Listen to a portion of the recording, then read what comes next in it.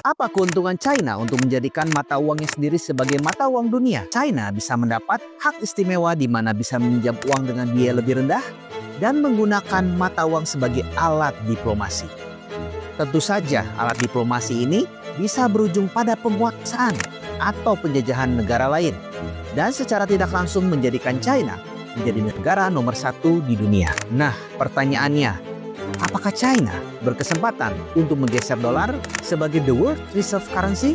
Ray Dalio dalam bukunya The Changing World Order menggambarkan keadaan suatu negara dalam sebuah siklus besar. Melalui pemahaman siklus inilah akhirnya saya bisa menggambarkan baik keadaan China maupun Amerika saat ini. Negara itu mirip manusia yang memiliki siklus hidup yang kita bisa bagi menjadi 3 bagian besar, yaitu muda, dewasa, dan tua. Pada saat muda, manusia membutuhkan bantuan orang tua. Mereka perlu belajar yang giat agar mampu berkompetisi dengan yang lain. Dan harus bekerja keras sehingga pada momen berikutnya, yaitu dewasa, bisa menjadi orang yang produktif, menghasilkan, maju, dan berjaya. Dan selanjutnya manusia akhirnya menjadi tua, tidak produktif, rentan, dan sangat beresiko. Dalam bukunya, Ray Dalio digambarkan secara jelas bahwa setiap negara juga memiliki 3 tahapan dalam siklus besarnya. Tahap 1, The Rise. Tahapan ini dimulai dengan kepemimpinan yang kuat dari seorang kepala negara, bahkan biasanya cenderung diktator, agar visi, budaya bisa melekat kuat. Dan di tahapan ini biasanya beda pendapat menjadi suatu hal yang tabu. Di fase awal inilah, edukasi berkembang sangat pesat karena banyak belajar dari negara yang lebih maju, yang membuat ke depan semakin inovatif, semakin kompetitif, dan akhirnya pendapatan negara mengalir deras. Banyak negara yang masuk berinvestasi baik sektor real maupun financial market, yang berujung pada peningkatan investasi besar-besaran bukan hanya di sektor pembangunan, tapi juga militer. Militer ini akan dipergunakan untuk mengkawal perdagangan dengan berbagai negara. Semakin meluas pengkawalan militer, berujung pada penggunaan mata uangnya sendiri yang akhirnya bisa menjadi the world reserve currency. Tahap 2, The Top. Tahap ini adalah tahapan puncak kejayaan sebuah negara. Hidup terasa makmur dan cenderung banyak berfoya-foya. Upah tenaga kerja semakin mahal, disertai dengan kenaikan taraf hidup yang semakin meninggi pula. Polaritas antara yang kaya dengan yang miskin semakin melebar, yang mengakibatkan mulai muncul konflik-konflik internal. Pergantian kepemimpinan semakin memperlebar polaritas tersebut. Hal ini yang akhirnya membuat produktivitas menjadi berkurang, tidak kompetitif lagi. Dan di fase inilah biasanya sudah ada negara yang mengekor dan sewaktu-waktu siap menyalip atau menggantikan posisi. Tahap 3, The Decline. Tahap ini di mana sebuah negara sudah mulai kehilangan pengaruh dan dominasi atas mata uangnya dikarenakan negara semakin sering printing money untuk mendorong ekonomi yang berujung pada semakin membesarnya hutang. Konflik internal yang semakin meruncing dikarenakan penghematan budget, uang semakin ketat, dan posisi negara yang semakin lemah. Hal ini dimanfaatkan oleh lawan yang sedang bertumbuh terus untuk merebut posisi dan semakin agresif untuk melawan yang pada akhirnya ada kemungkinan besar menjadi perang dunia. Pada waktu COVID tahun 2020, Amerika melakukan stimulus melalui printing money besar-besaran untuk membantu pemulihan ekonomi. Sebagai perbandingan, pada waktu krisis subprime mortgage tahun 2008, stimulus yang digelontorkan sekitar 800 miliar US dollar melalui American Recovery and Reinvestment Act. Dan stimulus selama Great Depression tahun 1930-an sekitar 41,7 miliar US dollar. Teman-teman tahu tidak besaran stimulus COVID kemarin berapa? Nilainya sebesar 13 triliun US dollar. Jumlah ini 16 kali lipat dari stimulus krisis terakhir dan lebih besar dari biaya 13 perang termahal Amerika apabila dijumlahkan semuanya. Dan secara resmi, stimulus disebut stimulus terbesar sepanjang sejarah Amerika Serikat.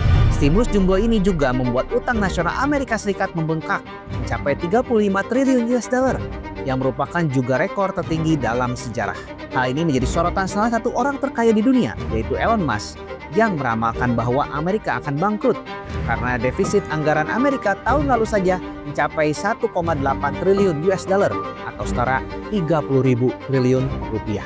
If we don't do something about this deficit, the country's going bankrupt.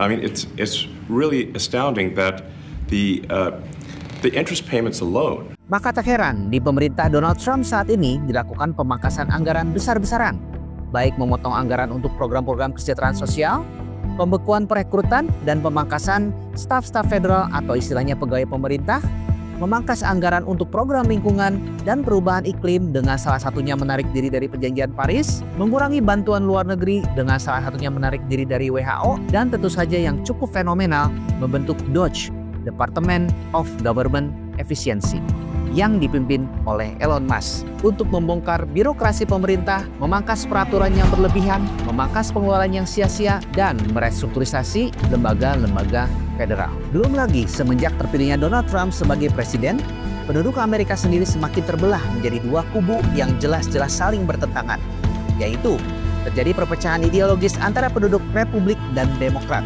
perbedaan pandangan pada isu-isu seperti imigrasi, perubahan iklim, kebijakan kesehatan, dan peran pemerintah.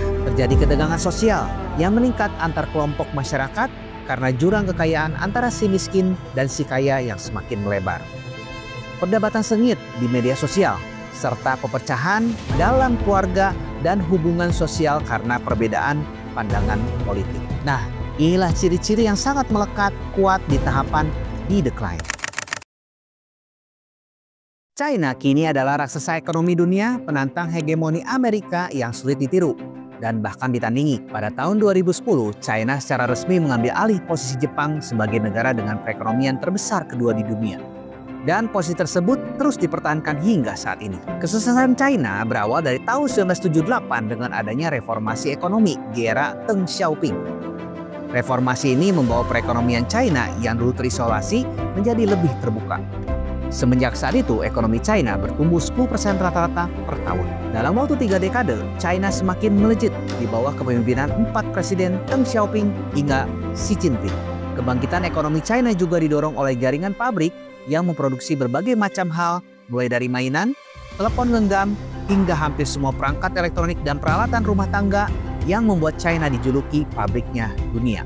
China memiliki jaringan pabrik, pemasok, layanan logistik, dan infrastruktur transportasi yang rumit yang didukung oleh uang dan teknologi dari banyak negara. China juga memiliki tenaga kerja yang banyak, murah, cerdas, dan mendapatkan akses hampir tanpa batas ke pasar global selama 3 dekade ini. Masuknya China ke Organisasi Perdagangan Dunia atau WTO pada 2001 semakin mengukuhkan posisinya sebagai bagian dari pusat manufaktur dan perdagangan dunia.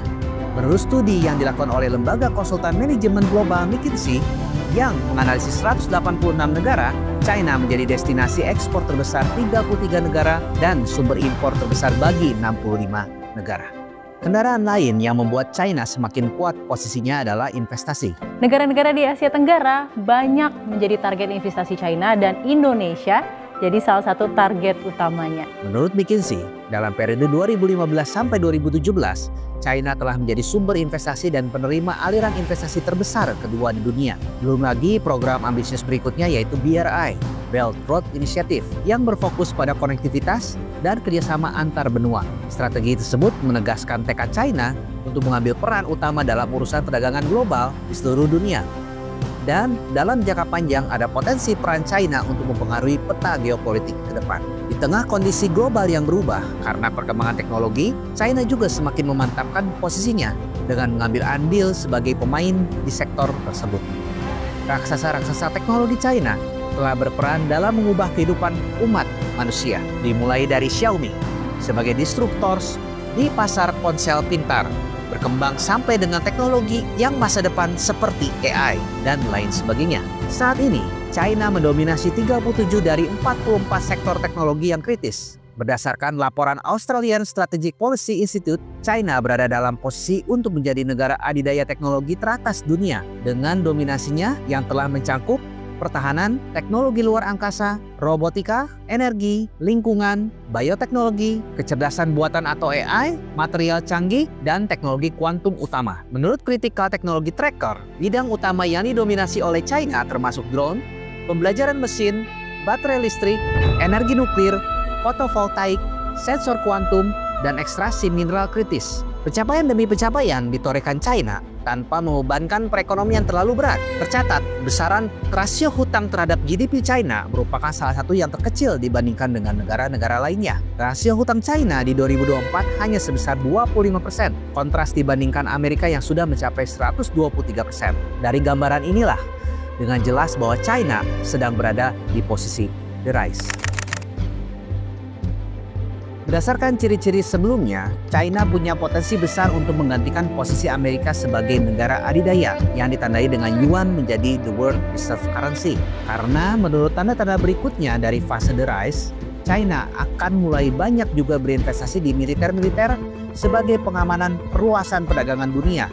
Hal ini dikarenakan perilaku Amerika sendiri yang bersikap deglobalisasi, semakin egois, mementingkan kepentingan negaranya sendiri, seperti contohnya adalah perang tarif yang agresif, menghukum negara lain dengan sanksi seperti Rusia dan Ukraina, dan tidak lagi terlibat dalam polarisasi dunia yang tidak menguntungkan.